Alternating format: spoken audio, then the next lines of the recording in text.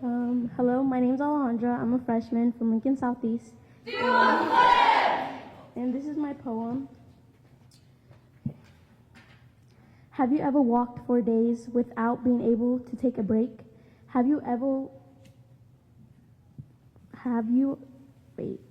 I'm so sorry. Sorry. Okay. Have you ever walked for days without being able to take a break? You want to, but if you do, you know that your whole life could be ruined. You walk to this so-called great America.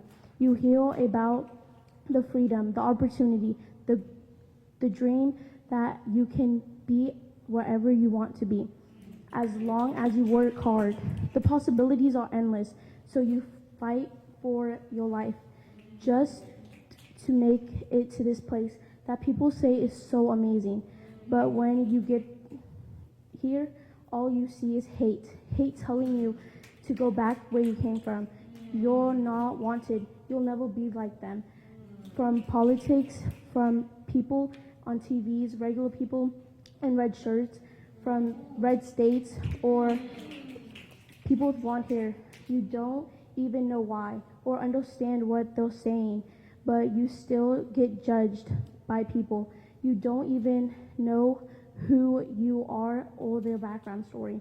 The struggle of being an immigrant is so much more than we realize. People don't even do what other people want them to do. People get judged for the jobs that they take, for less money they do them for. All they want is to have a big happy family, yet you call them criminals, but yet there would be no America without them. We're not all the same, and we don't make Americans to be all the same. So why do you? I came from 2 immigrant parents, and I am proud to know that I have a hard-working family that fights for everything they earn. For a better life, they would have the courage to move to a new place that they never been, just to give their kids the chance that they never got to get, the privilege to have a better life that they never got. I am not ashamed from being from 2 parents that are immigrants. I am proud.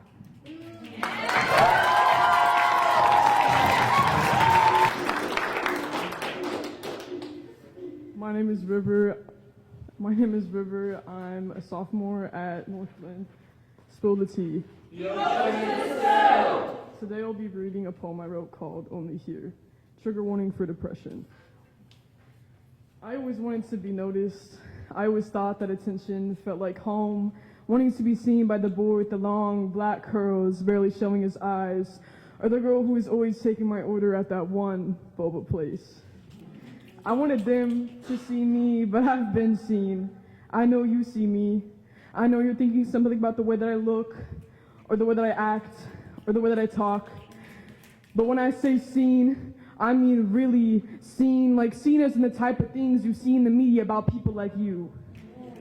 But in all honesty, what is community? Community is, or I messed that up. But in all honesty, what is home? Home is community, I guess. People who think they get you, even if they really don't. A micro-label to make yourself feel a little less alone. I see, not like that, but I see the town that I grew up in. Not home, but just my town. I see the building on 48th Street that used to have that weird skeleton in the window.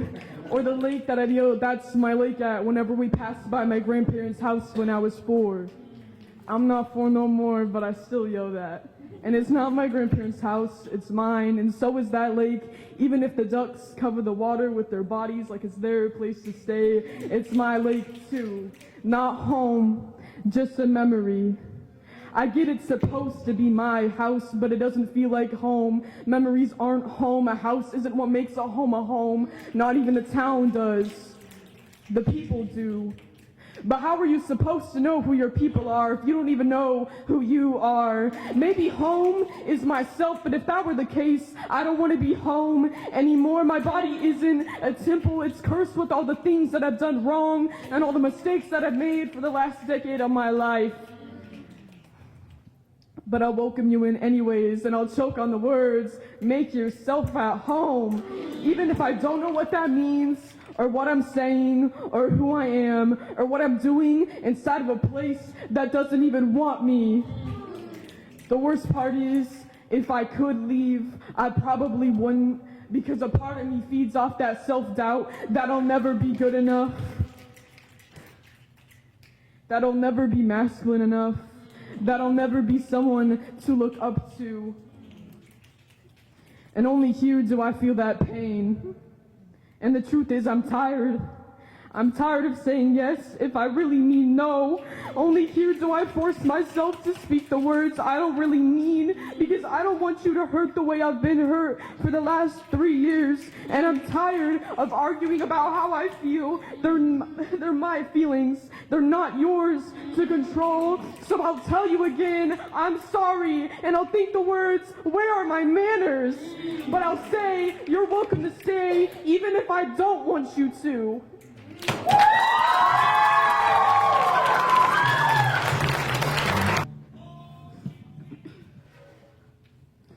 Hi, I'm Jade Schuler. I'm a freshman at Hastings High School. And this is my poem, Duality of Who I Claim to Be. I'm Jade. I'm 4'10" and 102 pounds. But I think what I carry makes me a little heavier, not in my gut, but in my head.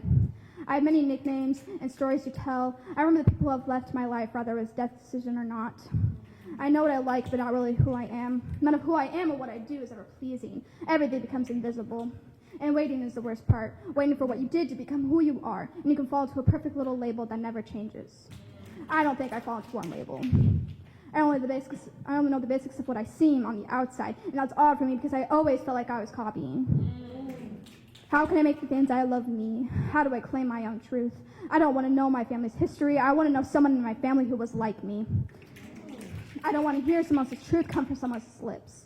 I don't want to know who protected a country, walked up a hill to stick a flag in a little piece of land. I want to know someone who picked up a pen and started writing a peace treaty for their family and for that village still burning from the fires started that are never ending. I want to know people who poured their soul in the writing like me, who said sorry 100 times to keep someone they probably shouldn't have, would have learned to sew with their own skin to keep the person they love warm after they already given them their shirt off their back. It's not just a body, it's a vessel, a strong, towering temple meant to hold. And a person knows what they must do, what they must give, and want to give back. The air from their lungs, if the wind was too thin, the words from the mouth of a person ran out. And maybe they hadn't a lot left, but they would, and continue to. Who would help someone lighten their load, not even thinking for a second of how much they have to carry. Who would push someone out of the way because it's better they get stabbed in the back than their innocent friend. The love is always stronger than the truth. I want to hear everything until they have nothing left to say, why they helped, who they helped, remember where they stood, and the people they put in their place. Someone who writes down everything until their hands are covered in ink, keeping every memory locked in cases only for their eyes to see. This person who has so much in their mind and their heart, but doesn't know who they are. Only know the masks they hide behind, these characteristics like me. If I knew someone like me, I wouldn't feel so alone. Not the only person who cares so deeply. Not the only person who puts everyone's feelings first. Just doesn't know who they are, doesn't know why they can continue to keep this baggage on their back from all the demons from their past. I want to know where these roots came from, not the one in the trees, but the person who had curly hair before me. Do they see the world the way I do? How I love the trees even when they have no green, the sun on its bad days, an opportunity to pick up trash off the streets. Did they hate their hair as much as I do? Were they also scared of the storms and the wind and forgetting who they were even if they didn't quite know yet? Also conflicted with this world being so horrible, but never wanted to leave because of the beauty that was worth seeing. Their stories that they believe are worth sharing. Do they also believe that caring so deeply is both a blessing and a curse, not ever agreeing with their tugged heartstrings? I want to know how that person learned what they did to narrate their story and make it their own.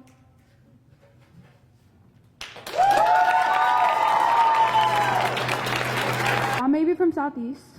You will play! No. This is my poem called Moon Star. The beautiful moon shines bright, lighting a beam on your cheek. The light glows bright tonight, the moon is not alone, for the moon had a star. They used to always dance along the constellations. They named each pair the moon and a star and never gave a care about what the others thought. It was just them, star and moon, moon and star. But this night feels different. This night moon avoids the constellations in each pair. This night star is growing. She no longer feels like a star. The moon no longer needed her, so she chose to not need the moon.